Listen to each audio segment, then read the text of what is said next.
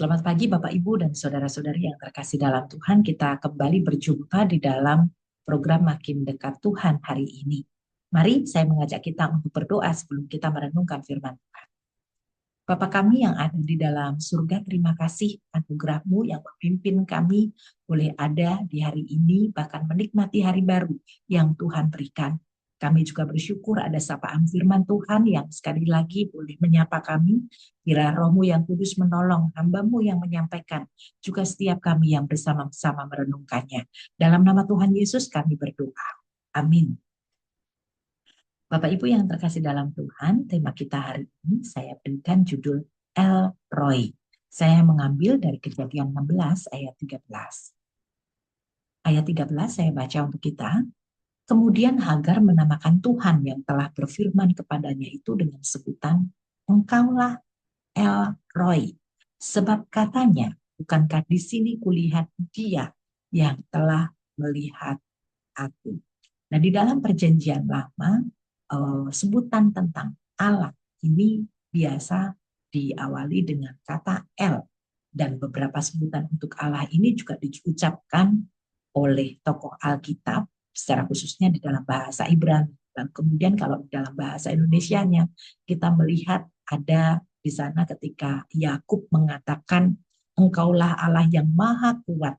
Itu menunjukkan arti kata yaitu yang maha kuat diambil dari arti kata El Shaddai, yaitu Allah sebagai El Shaddai, lalu kemudian El Elyon, yaitu Allah yang paling tinggi. Nah, ini sebutan tentang Allah ini dikatakan kepada Abram ketika di dalam Kejadian 14 ayat 22 mengatakan, tetapi kata Abram kepada Raja negeri Sodom itu, aku bersumpah demi Tuhan Allah yang maha tinggi, pencipta langit dan bumi.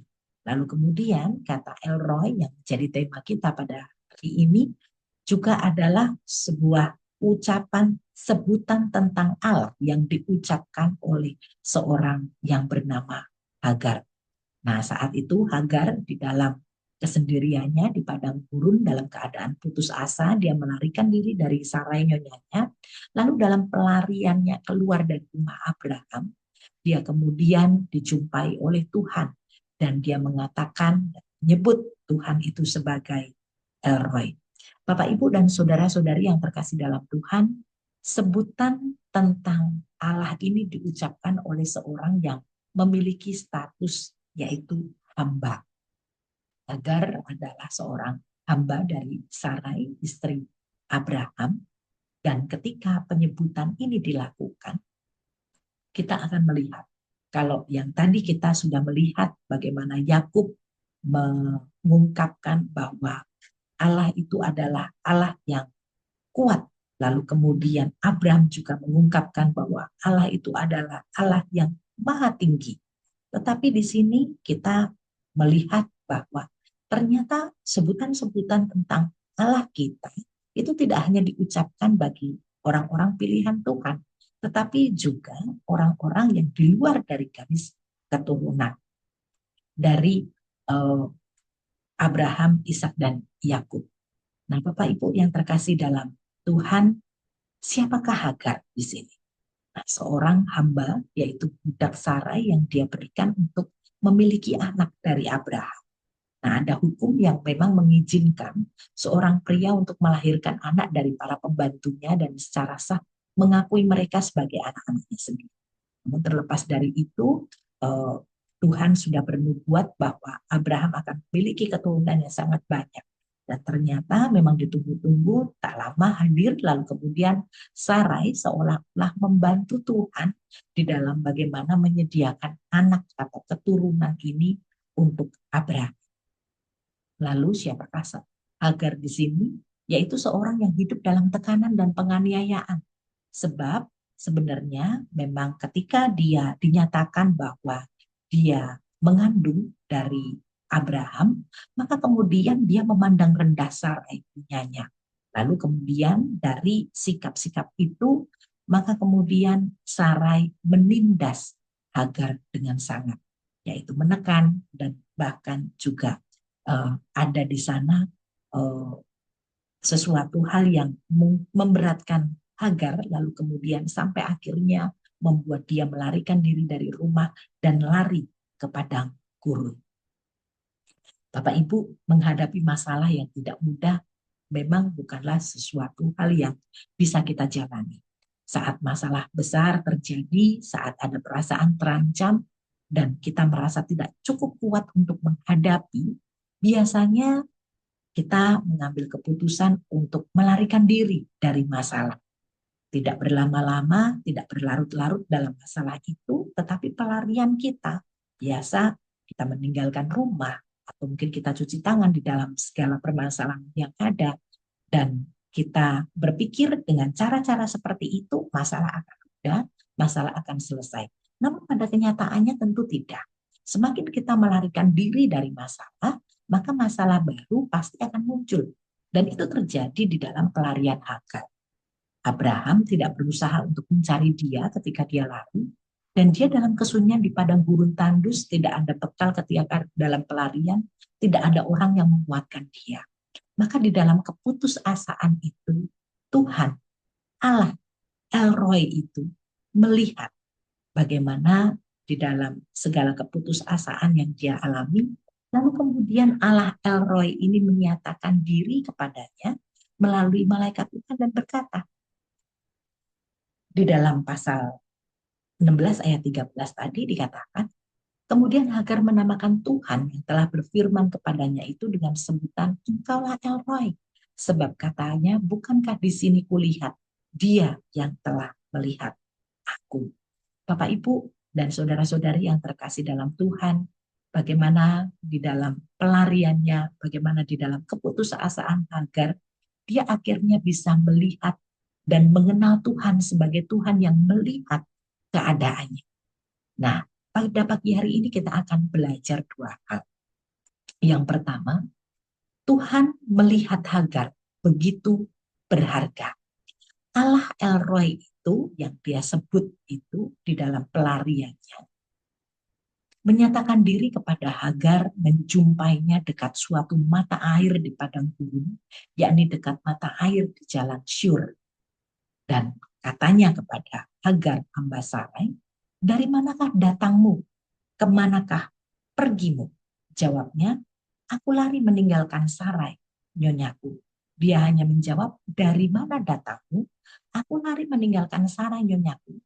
Dan kemudian pertanyaan selanjutnya, kemanakah pergimu? Dia tidak menjawab. Nah, inilah merupakan suatu gambaran orang yang putus asa. Orang putus asa itu hanya tahu dari mana dan tidak tahu mau kemana. Nah, lalu kemudian Tuhan melihat bagaimana keadaan Hagar pada waktu itu, dan Tuhan juga melihat betapa berharganya dia di mata Tuhan. Status Hagar adalah seorang budak, dari budak Abimelek Raja Mesir yang pada waktu Abraham datang ke Mesir, lalu kemudian ketika dia kembali ke Kanaan, dia diberikan begitu banyak harta dan bahkan juga budak-budak untuk dibawa ke Kanaan. Nah, budak ini merupakan orang yang tidak penting. Status sebagai budak ini menurut kebiasaan seorang yang memiliki budak atau seorang kaya tidak pernah memanggil budaknya dengan panggilan nama. Jadi bisa dikatakan bahwa mereka memanggil budak ini dengan sebutan hanya hamba, gitu ya, hambaku, hambaku dan sebagainya. Nah, Allah memandang Hagar begitu berharga dengan menyebut namanya. Katanya, Hagar, hamba Sarai, dari manakah datangmu dan kemana pergi? Ini merupakan suatu sapaan Allah yang dinyatakan kepada Hagar, dan ini yang menolong Hagar untuk bisa kuat bahwa Allah begitu menghargai dia sebagai manusia, seperti manusia yang lain. Lalu kemudian, hal yang kedua yang kita bisa pelajari dalam hal ini, Allah El Roy itu adalah Allah yang melihat atau Tuhan melihat penderitaan manusia dan mau menjumpai untuk memberi pertolongan. Nah, Tuhan melihat dalam pergumulan Hagar, dia melarikan diri dari permasalahan yang seharusnya dia hadapi. Di dalam ayat 9 dikatakan apa yang Allah nyatakan kepada Hagar untuk Hagar lakukan dalam pelariannya. Lalu kata malaikat Tuhan itu kepadanya, kembalilah kepada nyonyamu, biarkanlah engkau ditindas di bawah kekuasaannya. Bapak, Ibu, dan saudara-saudari, Tuhan tidak menginginkan Hagar lari dari masalah. Hagar berusaha melarikan diri dari penindasan Sarai, dan ini memang tidak mudah. Dan mungkin tidak cukup kuat untuk dia hadapi. Tetapi ketika dia berjumpa dengan Tuhan, berjumpa dengan Allah El Roi itu, Allah yang melihat sengsara, Allah yang melihat penindasan yang dia alami, Allah yang melihat sampai seberapa jauh kekuatannya. Ternyata meminta dia untuk justru harus kembali kepada nyonyamu, bereskan masalah, selesaikan segala rancangan Tuhan dalam hidupmu, dan biarlah kau menjalaninya dengan taat. Dan ternyata Hagar memilih untuk taat. Sekalipun ini tidak mudah, dia terus pasti akan terngiang-ngiang dengan bagaimana Sarai menindas dia. Tetapi dia taat dan kembali kepada nyonyanya. Karena Allah El Roi yang melihat dia itu. Allah yang menyuruh dia dan dia lakukan dalam ketaatan. Lalu kemudian apa janji yang Allah berikan di dalam ketaatan Hagar? Dia memberikan dua janji kepada Hagar. Yang pertama, malaikat Tuhan itu berkata kepadanya di dalam ayat 10, aku akan membuat sangat banyak keturunanmu sehingga tidak dapat dihitung banyaknya. Dan janji yang kedua di dalam ayat 11 dan 12 dikatakan, kamu akan melahirkan anak laki-laki yang kuat. Selanjutnya kata malaikat itu kepadanya, engkau mengandung dan akan melahirkan seorang anak laki-laki dan akan menamainya Ismail, lakunya seperti keledai liar. Tangannya akan melawan tiap-tiap orang dan tangan tiap-tiap orang akan melawan dia. Dan di tempat kediamannya ia akan menentang semua saudara-saudaranya.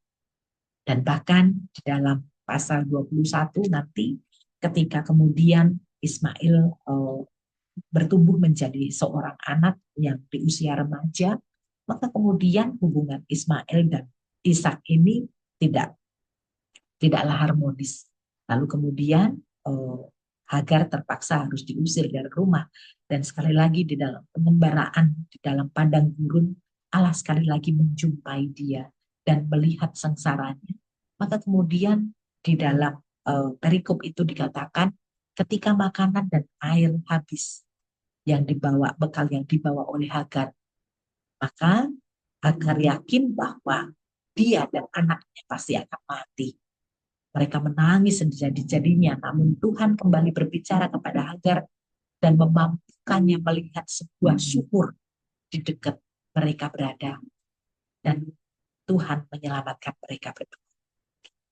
Bapak, Ibu, dan saudara-saudari yang terkasih dalam Tuhan, ini merupakan suatu kisah yang dialami oleh Hagar.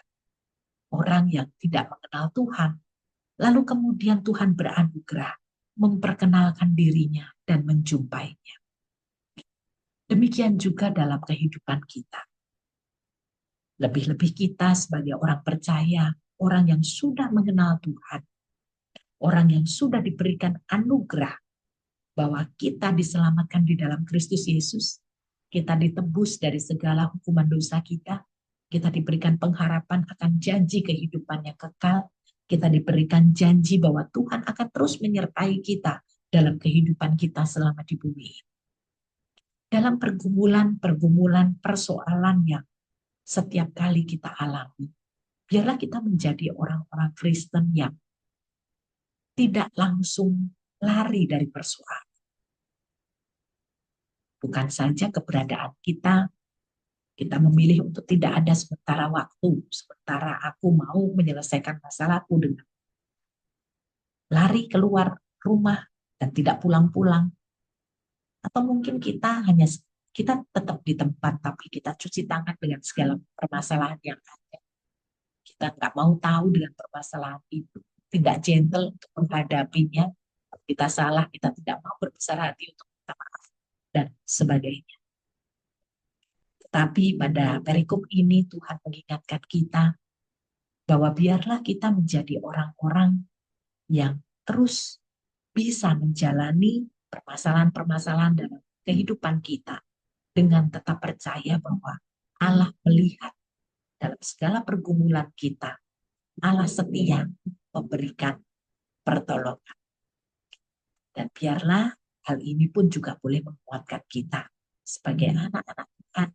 Tuhan terus menunjukkan anugerah dan belas kasihan kepada orang-orang yang belum mengenal Tuhan. Mereka diberikan anugerah secara umum. Mereka tetap diberikan pertolongan. Lebih-lebih kita, anak-anaknya. Dan biarlah itu yang terus bisa menjadi kekuatan bagi kita. Allah El Roy itu adalah Allah yang melihat dan mau menjumpai kita dan memberikan kita pertolongan. Amin. Mari kita bersatu hati dalam doa. Bapa kami yang ada di dalam surga, terima kasih Tuhan. Allah El Roy yang dilihat oleh Hagar juga adalah menjadi kekuatan bagi kami.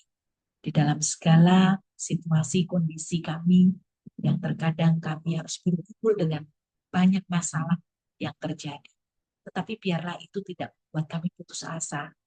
Kami disadarkan untuk tidak lari dari masalah, melainkan kami tetap bisa menghadapi setiap permasalahan yang ada bersama dengan Tuhan. Karena kami percaya bahwa Engkau adalah Allah yang menghargai kami, sebagaimana Engkau telah menebus kami dan mengampuni segala dosa kami.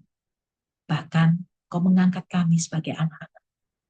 Kami juga bersyukur bahwa Engkau tidak hanya melihat dari surga segala penderitaan kami, tetapi Engkau mau turun ke dunia ini, mau mati di kayu salib demi menebus segala dosa dan pelanggaran kami. Engkau mau menjumpai kami dalam penderitaan, dan Engkau mau menguatkan kami. Terima kasih Tuhan untuk firman-Mu ini. Dan biarlah Tuhan juga yang terus menguatkan kami, pribadi demi pribadi, untuk kami boleh menjalani hidup kami bersama dengan Tuhan. Di dalam nama Tuhan Yesus Kristus Juru Selamat kami berdoa dan bersyukur. Amin. Demikian 30 menit bersama dengan Tuhan, kiranya Tuhan memberkati kita. Selamat pagi.